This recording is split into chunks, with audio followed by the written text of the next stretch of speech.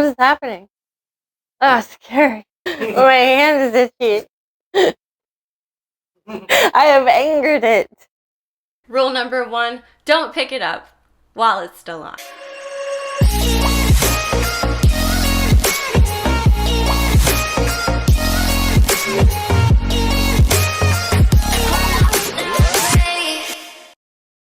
Shiny.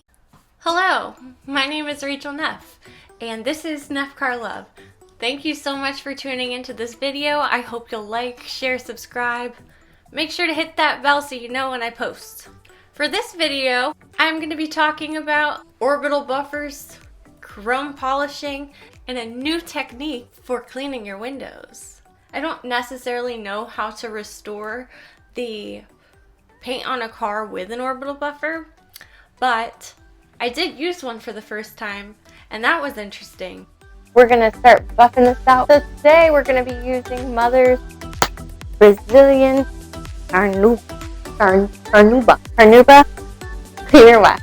So the first thing you want to do is make sure you shake it up really good, because this wax is kind of chunky if you don't.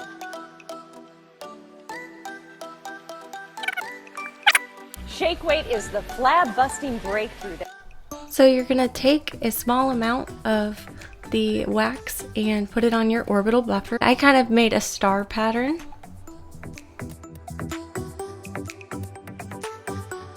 You're going to press down the wax that you just dolloped on. It evenly distributes it. Another thing I learned from using this orbital buffer is that you need to be light and you need to be constantly moving. Not necessarily fast, but constantly moving with the orbital buffer so that you're not in just one place tearing at the clear coat, if that makes sense.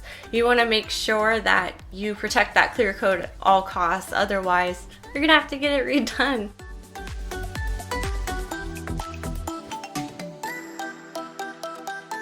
One thing I wanted to mention, this car has a lot of blemishes in the paint. This car hasn't been painted since the 1980s. So there's these big holes in it. So this car was originally a daily driver, and then it sat outside for 4 years, was put in storage. And then now it's the first time it's being taken really good care of. We still want to take care of things and give them love, even if they are kind of torn up like this. You just do what you can with what you have. Well, I just proceeded to go around the car with the orbital buffer and kept the same star design pattern. I just kept light and kept moving so that I wouldn't mess up the clear coat on the car. Wax on, right hand. Wax off, left hand. After going over the car with the buffer, you're going to wax off with the microfiber towel. Next, we are cleaning the windows. Yes, we're cleaning the windows again because last week when we had that disaster, I didn't get a chance to wipe them down again. And I don't want that nasty, dirty cat litter all over my car. Here we go with some newspaper and your favorite glass cleaner.